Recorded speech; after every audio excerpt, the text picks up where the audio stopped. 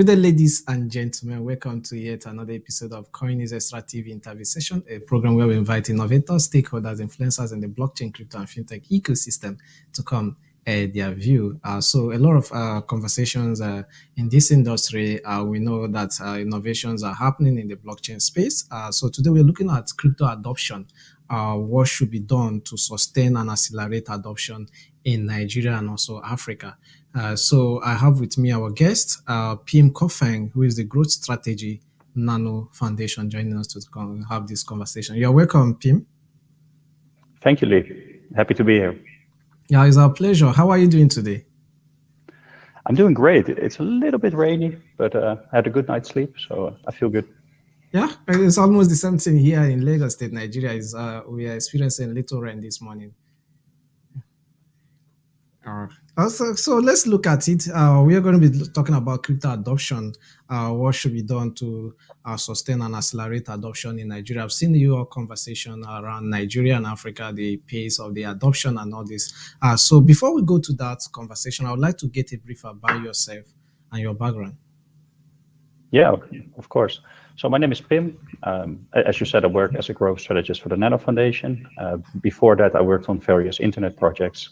One of the biggest was Poki.com.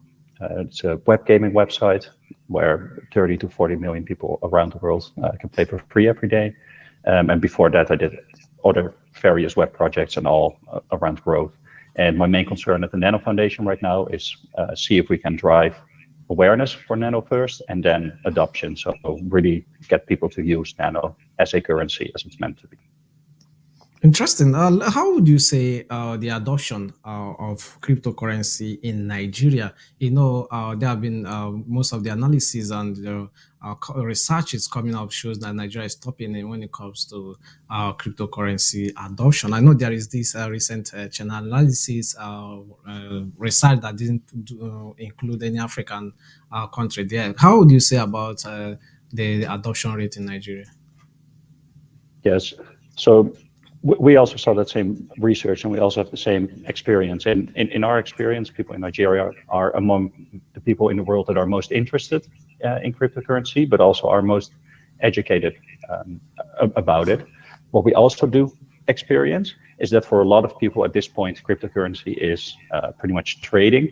So they are looking to make a quick profit, whereas we believe that the industry will evolve towards being a means of payment. So truly a currency, and I think more and more people are getting interested in that as well and are getting to understand that.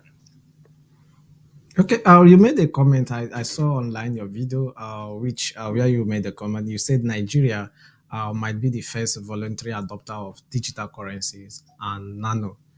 Why did you say such? Yeah, well, so how we work is we work together with different ambassadors all throughout Nigeria, and we have multiple conversations with them.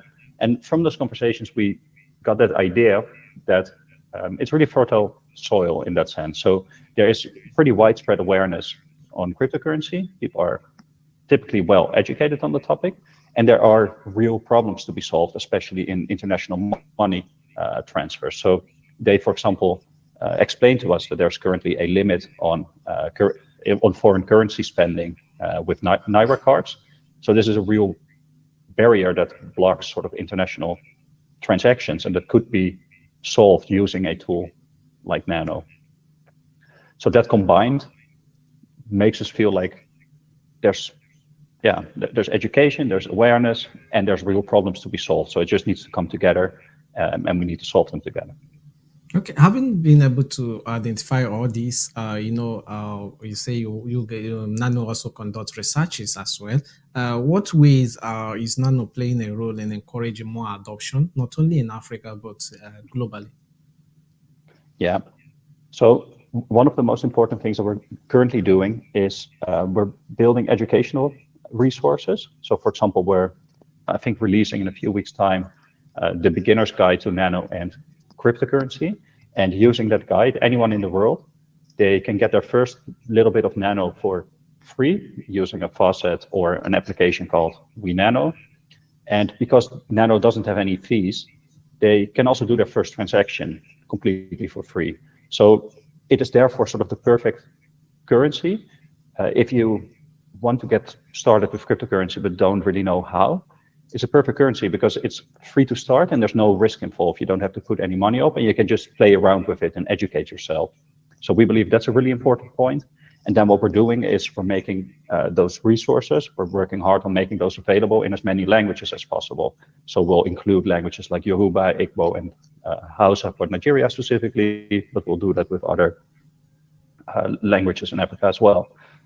Second thing that we feel is really important is we're trying to set up projects where people and especially students get the opportunity to work in the digital economy and get paid in Nano. So one of the projects that we're currently working on is together with a website called freecodecamp.org. They have free coding tutorials, and we are currently working with translators in Yoruba, Igbo, and Hausa to translate all those tutorials. They get paid in Nano, and once completed, we make the coding education accessible to like 120 million people. So those are the things that we're currently trying to do and that we're hoping to do on a larger scale in the future. Interesting. Before we draw the curtain on today's episode of Coin News Extra TV interview session, I would like to understand your take. What should be done to encourage more adoption, seeing that the cryptocurrency market is now encouraging, most especially now that we are seeing a bear market? Yeah, I think similar to what I mentioned before, like the first fundamental step is to give as many people as possible sort of the knowledge and confidence that they understand what cryptocurrency is, what it could do for them, how they can use it. And next to that, I think it's really important that we get like more visionary business leaders, but also open regulators with an open mind, and organizations like ourselves get them together so they can drive innovation. So for example, industry, I just looked it up on the World Bank data, and currently there's an 8.6% average fee on sending money to Nigeria. At sort of present time, that is not necessary. It should more be like 0.5% or something like that. And I feel we should bring that group together so we can solve those type of problems and basically cut out the middleman and make sure that as many people as possible can keep as much of their own money as possible, basically. Interesting. Just in 1 minute, do you have any closing remarks? Well, first of all, it was an honor to be on the show, and I'm also really glad that I've had the opportunity for the past 6 months to work together with our ambassadors in Nigeria.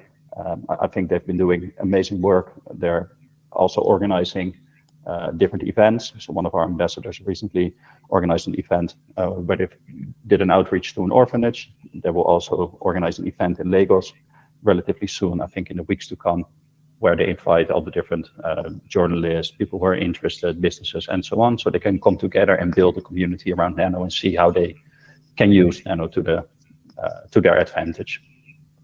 Interesting. Thank you very much. It's our pleasure having you on the show, PM Coffeng, who is the Growth Strategies Nano Foundation. Thank you for joining us on the conversation.